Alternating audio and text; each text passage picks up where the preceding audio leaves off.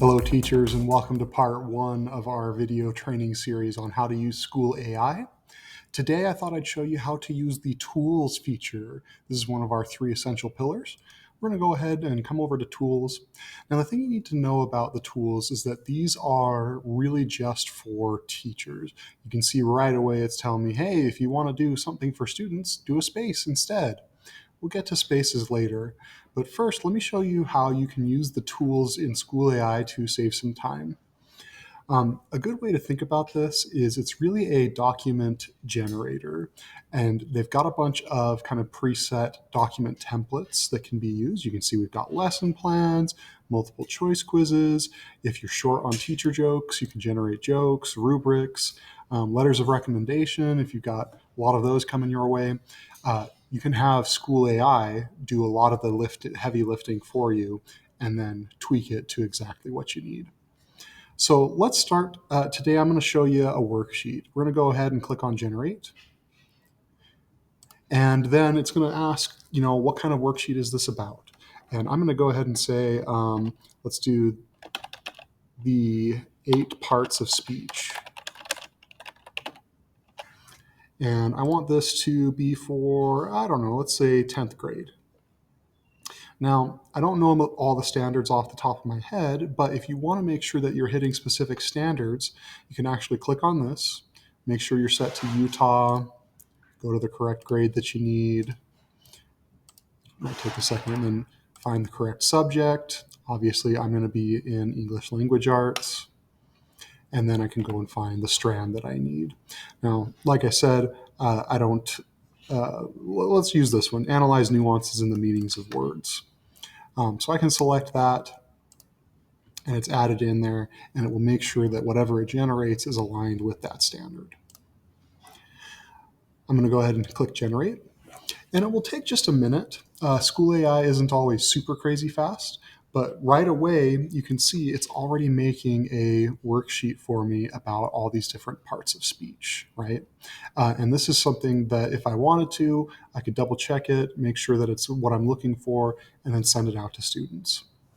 Now, a lot of the time, the first thing that it generates isn't going to be exactly perfect, right? There could be things that you need to change. And what's nice is that it puts you in an editor right away that allows you to make changes. And I think that's really useful. It's very similar to like a Google Doc in that you can make the changes that you want for font size, font type. You can strike through, bold, underline, italicize, justify left and right, all of that good stuff.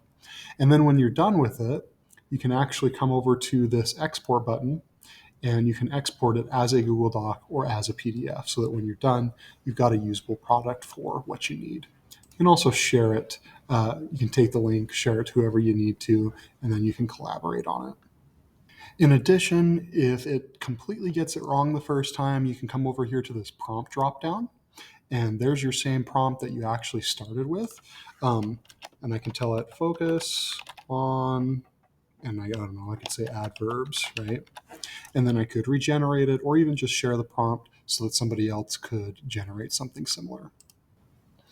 Now, in addition to all of that, you can make some really useful edits, again, using the power of AI.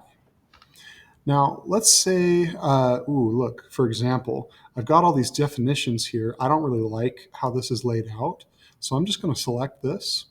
I'm going to come up to AI tools, and you can see there's a lot of different options. I could make these definitions longer, make them shorter, fix the spelling, simplify it, emojify it if I want to, but really I just want these listed.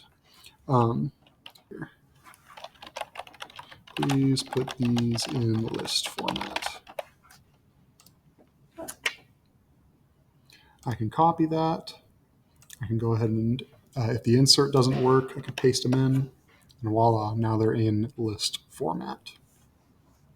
Now, if I need more, let's say I want another section that's all about adjectives.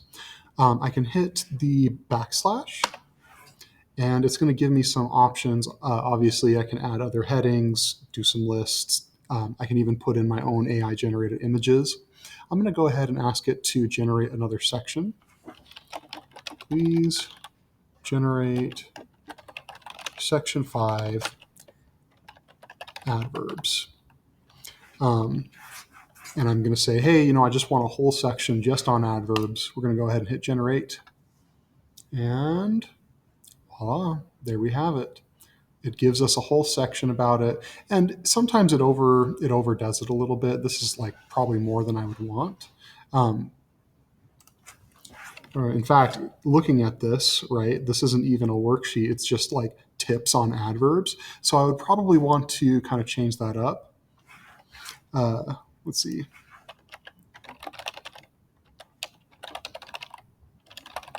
I'm going to say, please generate a question section titled Section 5 Adverbs. I'm going to actually cut that, discard this, and let's try it again. The thing about AI is that we're still learning exactly what it wants to get things right. Sometimes you just have to be a little more specific. And there we go. Now I've got some adverbs questions. So you can see how any sort of documents that you've needed to work on before, you can get done really, really fast. And it does actually save those for you. So if you ever need to get back to your documents, there you have it. There's my 8 parts of speech that I was just working on. And there's a lot of different documents in here that could be useful to help you save some time. So go ahead, take a minute, browse through, find a document that you think, oh yeah, I could see myself using this a little more often, and try to prompt the AI to do it for you. That concludes part 1. We'll see you in the next one.